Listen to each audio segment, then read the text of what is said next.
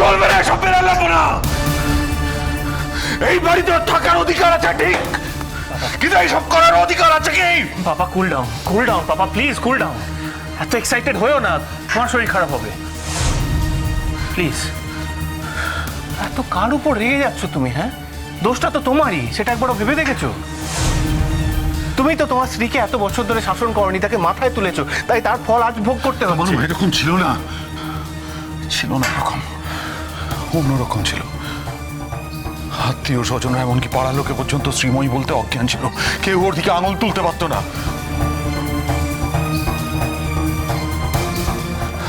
যতদিন আমার কাছে ছিল সবকিছু ঠিকঠাক ছিল, যেই আমার কাছ থেকে দূরে চলে গেছে সঙ্গে সঙ্গে ওর অধঃপতন আরম্ভ হয়েছে। অনিন্দ, প্লিজ তুমি একটু কাম ডাউন করো প্লিজ। দেখো মানে সবসময় তো শ্রীময়ী দোষ দিলে হবে না, না বাইরের লোক যদি ওকে ভাবে ইনস্টিগেট করে, ও কি করবে বলো? দেখো, আমি পরকে দোষ দিই না, ঘরকে দোষ দিই আগে। আরে বাবা, পরের লোকরা তো বসে আছে এসব সমালোচনা করার জন্য। তুই একটা এত বয়স হয়ে গেছে, মেয়ে মানুষ, তোর এতগুলো ছেলে মেয়ে, তোর একটা বিচার বিবেচনা নেই ক?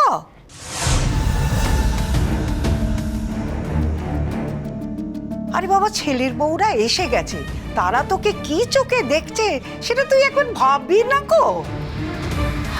আমার তো সবচেয়ে বেশি খারাপ লাগছে কি আর জন্য। মাসি, তুমি আমাকে একটা কথা বলো, যদি পরের দিন গিয়ে মাকে দেখতো সকালবেলা, মানে কি ডিফারেন্স হতো? হ্যাঁ, তুমি ওদিকে তাকিয়ে একবার দেখো, তোমারও খারাপ লাগবে। নতুন বউয়ের মুখটা কিরকম শুকিয়ে গেছে বলো তো? ওর জীবনে এরকম ভুল সজ্জা আর আসবে? এটা একটা স্পেশাল দিন। তাই তো, তাই তো। Good morning. হ্যাঁ। কি নিয়ে রাউন্ড টেবিল কনফারেন্স চলছে, আন্টিকে নিয়ে? বাবা, তুমি তো একবারে আন্টি বলতে অজ্ঞান, তার সম্পর্কে কোনো কথাই তো বলা যাবে না কো। সকাল সকাল শুরু হয়ে গেছে আন্টিকে নিয়ে রোজ নামচা। না, কাল রাত্রে যাক। ঠিক আছে বাবা, ঠিক আছে, আমি আর কোনো কথা বলবো না, আমার মুখ দিয়ে একটা শব্দ বেরোবে না। আমার এই অশান্তি ভালো লাগে না কো। কি ব্যাপার কিয়া? কাল রাতে সবে ফুলসজ্জা গেল, তুমি এত সকালে নিচে চলে এলে? আন্টি জানে? আন্টির জানার সুযোগ কোথায়? আন্টি তো বাড়িতে নেই। ও, আন্টি কোথাও বেরিয়েছে নাকি? হসপিটালে। হসপিটালে? কখন গেছে? আমি তো কিছুই জানি না। সেটা নিয়েই তো কথা হচ্ছে, আমরা কেউই জানি না। মাঝরাতে রোহিত সেন কখন এসে ওনাকে হসপিটালাইজ করেছে? না, তোমাদের কারোর জানার তো কথাও নয়। একতলা আর দোতলা তো কমপ্লিটলি আলাদা। দোতলায় কিছু হলে একতলার লোকজন জানবে কি করে?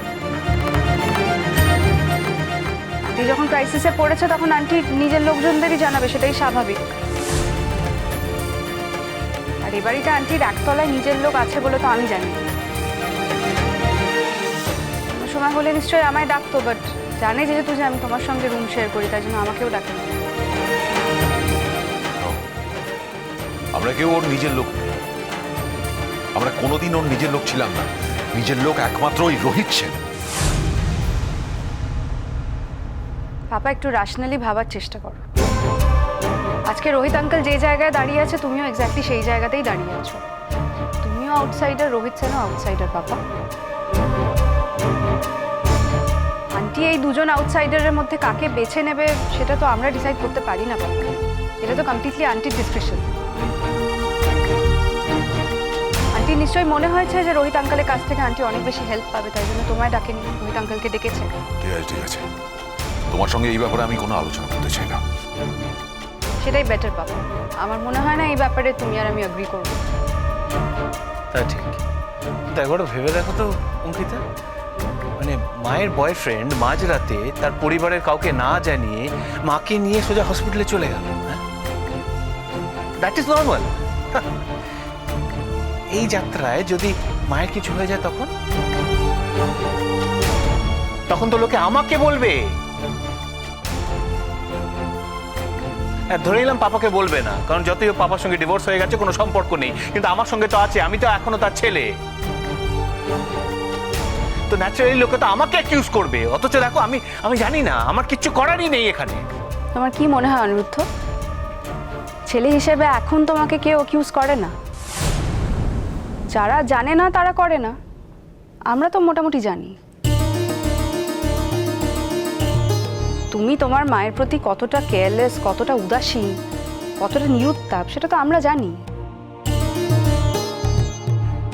যারা জানে না তাদের না হয় আমি জানিয়ে দেবো, দায়িত্ব নিচ্ছি জানিয়ে দেবো, এক এক করে জানিয়ে দেবো। তুমি এক্সপেক্ট করো কি করে যে আন্টি একটা ক্রাইসিসে মাঝরাতে তোমাকে এসে ডাকবে? আর আমার তো যথেষ্ট সন্দেহ আছে যে আন্টি যদি তোমাকে ডাকতো তুমি আন্টিকে হেল্প করতে কি? তুমি কি বলছো অঙ্কিতা, মানে জানো? মানেটা আমি খুব ভালো করেই জানি। যাই হোক, এই তর্কটা তো ইউজলেস, এই নিয়ে কথা বলে কোনো লাভ নেই।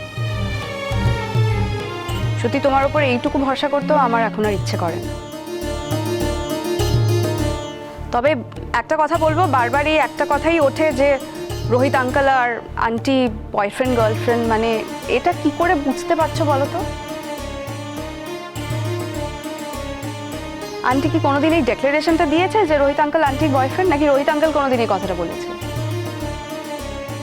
তাহলে এই কথাটা ধরে নেওয়ার অধিকার তোমাদের কে দিচ্ছে বলো তো? দুটো মানুষের মধ্যে কি সম্পর্ক একটা তৃতীয় ব্যক্তি বাইরে থেকে দেখে সেটা ঠিকঠাক বলতে পারে? কখনোই বলতে পারে না। তোমাদের যেরকম মনে হচ্ছে যে ওরা বয়ফ্রেন্ড গার্লফ্রেন্ড, আমার সেরকম মনে হয় যে ওরা একেবারেই সেরকম নয়।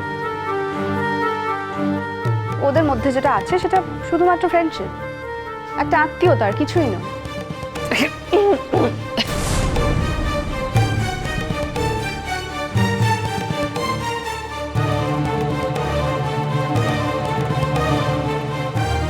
বাবা, কিসে এত হাসি পাচ্ছে বলো তো তোমাদের? Sorry sorry. Why are you laughing, জুনান্টি? তোমার জীবনে যেটা ঘটেছে সেটা যে সকলের জীবনে ঘটবে তার তো কোনো মানে নেই বলো। তুমি যেরকম ম্যাটেরিয়াল দিয়ে তৈরি, আন্টি সেরকম ম্যাটেরিয়াল দিয়ে তৈরি নয়।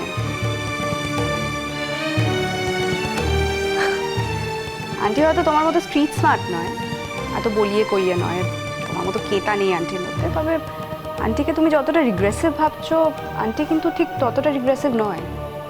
আন্টি যথেষ্ট প্রোগ্রেসিভ মাইন্ডেড।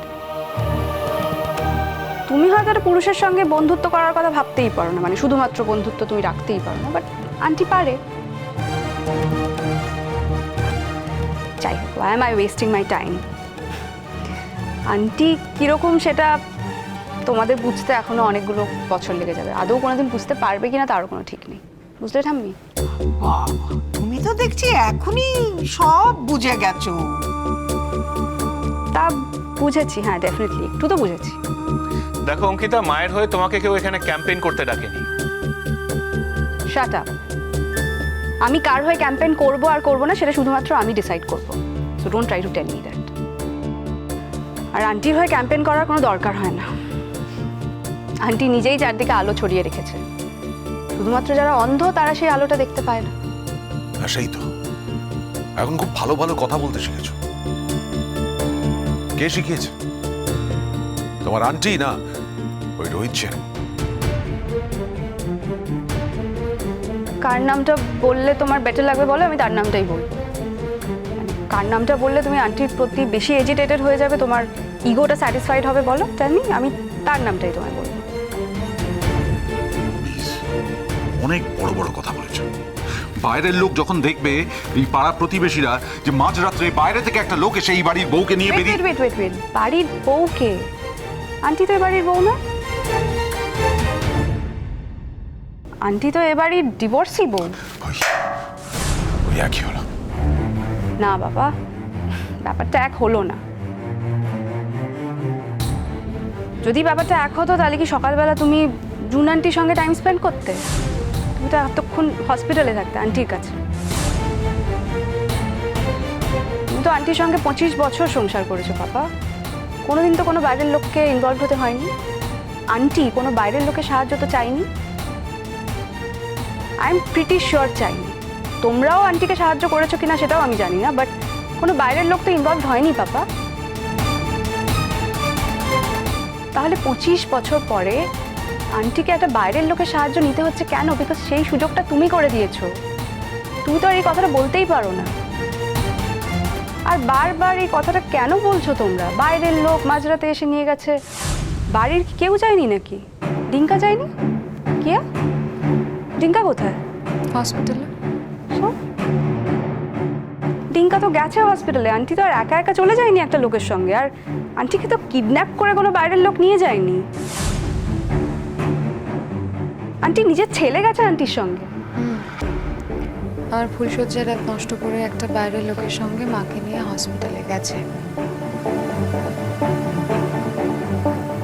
কি আন্টির যদি কিছু হয়ে যেত, তাহলেও তো তোমার ফুলসজ্জার রাতটা নষ্টই হয়ে যেত। মানে তোমার কাছে কোনটা বেশি ইম্পর্টেন্ট, তোমার ফুলসজ্জার রাতটা নাকি আন্টির এই পৃথিবী থেকে চলে যাওয়াটা?